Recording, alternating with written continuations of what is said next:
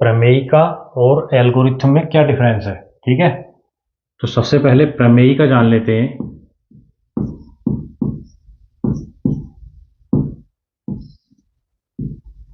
प्रमेयिका, ठीक है, प्रमेयिका जिसे अंग्रेजी में कहते हैं लेमा। ये लेमा क्या चीज होती है इसको समझिए बच्चों। प्रमेयिका एक ऐसा कथन होता है जो पहले से प्रूव्ड रहता है, पहले से सिद्ध रहता है, और इसकी सहायता से हम अन्य कथनों को सिद्ध करते हैं। ठीक है, तो उसको बच्चों बोलते हैं प्रमेयिका। समझे? एक ऐसा कथन जो पहले से सिद्ध रहता है, जिसकी सहायता से हम अन्य कथनों को सत्य सिद्ध करते हैं, उसको बोलते हैं प्रमेयिका। ठीक है, तो मैं यहां पे लिखता हूं प्रमेयिका। यह पहले से सिद्ध हुआ कथन होता है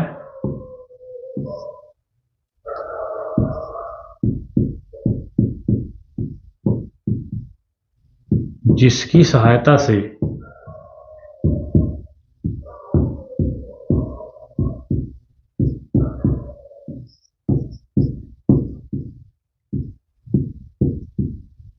अन्य कथनों को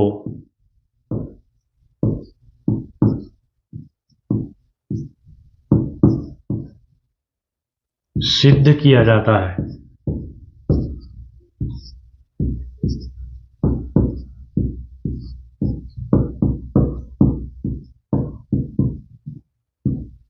ठीक है, प्रमेयिका क्या होती है बच्चों? पहले से सिद्ध हुआ एक कथन होता है जिसकी सहायता से हम अन्य कथनों को सत्य सिद्ध करते हैं। जैसे उसका उदाहरण मैं देता हूं आपको, उदाहरण से आपको बिल्कुल क्लियर हो जाएगा। हमने ये संख्याएं लिखी, अभाज्य संख्याएं लिखो कुछ, अभाज्य संख्याएं। अभाज्य संख्याओं के उदाहरण आपको अच्छे से आते होंगे। 2, 3, 5, 7। ठीक है,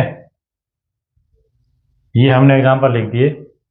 अब हम इसको कैसे डिफाइन कर पा रहे हैं कि ये जो 2 है ये अभाज्य संख्या है, ये हम कैसे डिफाइन कर पा रहे हैं बच्चों? ये हम इसलिए डिफाइन कर पा रहे हैं क्योंकि हमें पता है कि अभाज्य संख्या वो संख्याएं होती हैं जो अपने और एक के अलावा किसी से विभाजित नहीं होती। तो ये जो कथन मैंने बोला कि अपने और एक के अलावा किसी से विभाजित नहीं होती, ये बच्चों प्रमेयिका है। ये कथन पहले से सिद्ध है। तो इस कथन की सहायता से हम किसी भी संख्या को चेक कर सकते हैं कि क्या वो अभाज्य संख्या है, क्या वो प्राइम नंबर है या प्राइम नंबर नहीं है। ठीक है, तो ये जो कथन हमने लिखा, ये जो लिखा नहीं, जो मैंने बोला अभी कि भाई वे संख्याएं जो अपने आप से और एक से डिवाइड होती है केवल, उनको क्या बोलते हैं? अभाज्य संख्याएं। तो ये जो कथन है ये क्या है? प्रमेयिका। इसकी सहायता से हम किसी भी संख्या को चेक कर सकते हैं। जैसे मैं 11 को चेक करना चाहूं तो 11 को मैं चेक कर लूंगा कि ये 1 और 11 के अलावा किसी से डिवाइड नहीं होने वाली। ये मैंने कैसे चेक करा? क्योंकि मुझे प्रमेयिका पता है, मुझे पहले से सिद्ध कथन पता है। ठीक है, ऐसे ही आप सम संख्याओं का एग्जांपल ले सकते हो। जैसे सम संख्याएं हैं,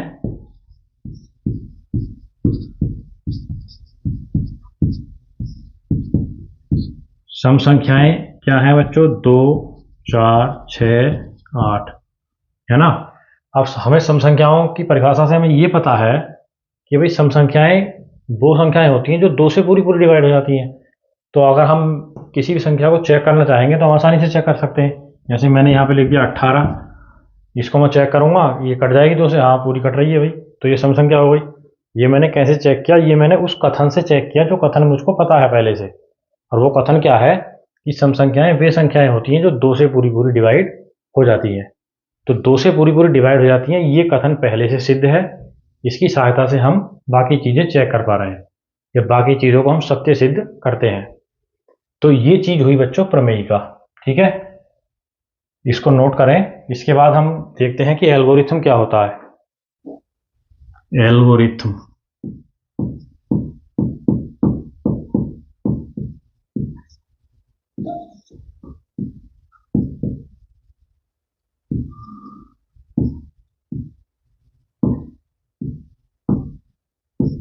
ठीक है बच्चों। तो एल्गोरिथम बच्चों वो होता है, एल्गोरिथम पहले से सुपरिभाषित चरणों की कोई एक श्रृंखला होती है। ठीक है, पहले से सुपरिभाषित है वो, उनका क्रम आप चेंज नहीं कर सकते। क्रमानुसार इसको हम अगर कहें इसका दूसरा नाम तो इसको हम कलन विधि भी बोल सकते हैं, कलन विधि, है ना। कलन विधि से इसकी तुलना की जा सकती है। कलन विधि एल्गोरिथम के सिमिलर होती है बच्चों। कलन विधि क्या होती है कि किसी भी समस्या को सोल्व करने का पूरा प्रोसेस बताती है। इसमें हम एक फ्लो चार्ट की मदद से पूरा प्रोसेस बनाते हैं। वो प्रोसेस जो है एक विशेष प्रकार की समस्या के लिए बनाते हैं हम। तो सेम उसी प्रकार से जो है एल्गोरिथम होता है। तो एल्गोरिथम क्या होता है वो मैं यहाँ पे लिख रहा हूँ। एल्गोरिथम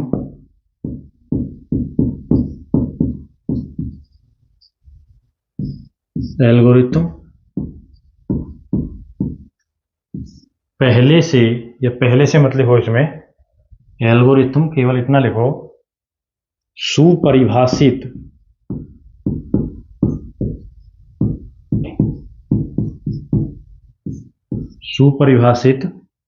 चरणों की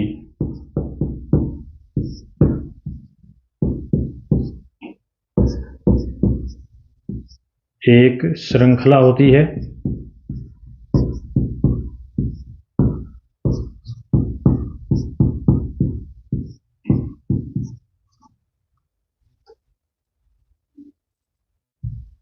ठीक है, एल्गोरिथम सुपरिभाषित चरणों की एक श्रृंखला होती है जो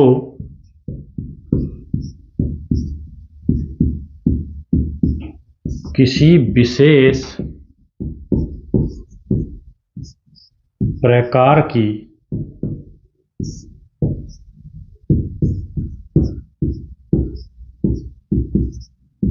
समस्या का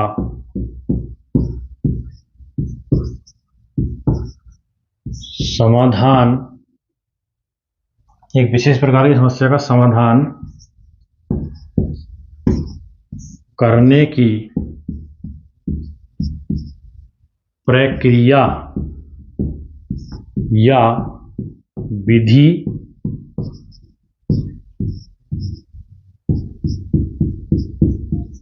बताती है। ठीक है, तो ये बच्चों हमने देखो एक लाइन लिखी है कुछ, एल्गोरिथम सुपरिभाषित चरणों की एक श्रृंखला होती है, प्री डिफाइंड होते हैं ये। ठीक है, सुपरिभाषित चरणों की श्रृंखला होती है जो किसी विशेष प्रकार की समस्या का समाधान करने की प्रक्रिया या विधि हमें बताती है। समझ गए आप? एक विशेष प्रकार से एक सुपरिभाषित चरणों की, ठीक है, एक सीरीज होती है पूरी, और उस सीरीज, जो सीरीज है वो हमें किसी विशेष प्रकार की समस्या का समाधान बताती है बच्चों। ठीक है, अब इसको समझेंगे कैसे, ये तो हमने एक एग्जाम्पल नहीं बताया अभी आपको, ये हमने केवल लिख दिया है। तो इसका एग्जाम्पल मैं बताने वाला हूँ, बड़े ही इजी शब्दों में समझिए बच्चों। जैसे हम सपोज करिए चाय बनाते हैं। चाय बनाने में हमको पता है कि भाई चाय बनाने के लिए पहले क्या होता है, पानी को गर्म करें, उसमें चाय डालें, उसमें चीनी डालें, है ना, उसके बाद उसमें दूध डाल दें तो चाय बन जाती है। तो ये जो चाय बनाने का प्रोसेस है ये कभी चेंज नहीं होगा। ठीक है, जितनी चीज़ें उसमें करनी है आपको उतनी ही करनी पड़ेंगी, तभी वो चाय बनेगी। तो ऐसे ही एल्गोरिथम है कि इसमें पहले से डिफाइंड कुछ चीज़ें होती हैं, उनका क्रम आप चेंज नहीं कर सकते, और वो जो चीज़ें होती हैं वो किसी विशेष प्रकार की समस्या का सोल्यूशन हमें बताती हैं या उसका मेथड बताती हैं सोल्यूशन का। समझ गए? अब ये एल्गोरिथम शब्द कहाँ से आया है? एल्गोरिथम शब्द बच्चों, इसके बारे में भी थोड़ी जानकारी देता हूं मैं आपको।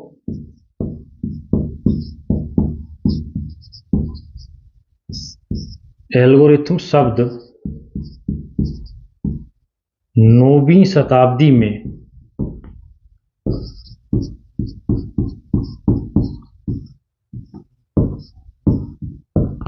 फारसी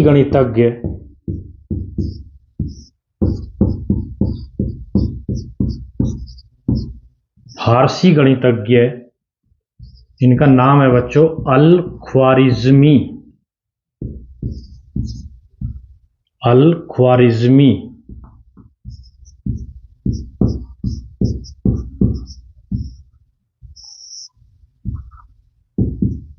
अल ख्वारिज़मी के नाम से लिया गया है।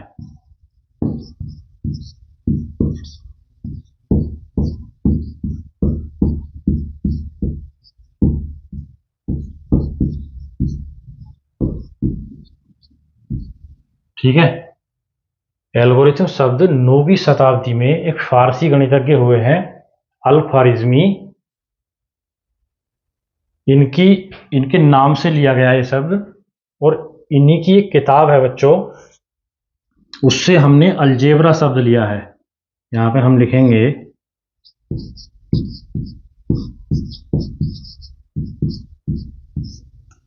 या जिसको अंग्रेजी में हम अलजेब्रा कहते हैं, वो भी इन्हीं की एक किताब है। अलजेब्रा शब्द लिखो पहले,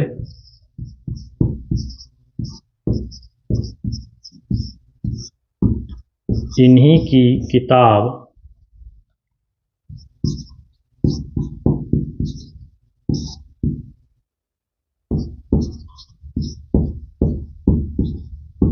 हिसाब अल जबर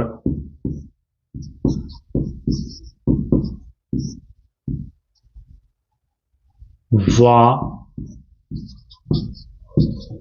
अल मुकाबला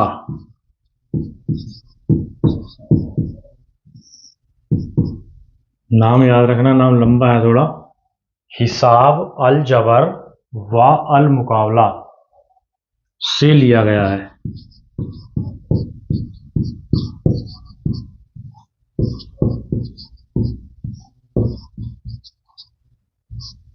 ठीक है। तो एल्गोरिथम शब्द जो सबसे पहले लिया गया वो इनकी किताब है, गणितज्ञ हुए फारसी गणितज्ञ अल ख्वारिज़मी के नाम से लिया गया है एल्गोरिथम। ठीक है। और इन्हीं की एक किताब है हिसाब अल जबर व अल मुकाबला, उससे बच्चों लिया गया है अलजेब्रा शब्द। अलजेब्रा जो इसको वर्तमान में हम बीजगणित भी कहते हैं हिंदी में, तो वो अलजेब्रा शब्द किससे लिया गया है? इनकी किताब अल ख्वारिज़मी की किताब से लिया गया है। तो ये चीज़ें याद रखना।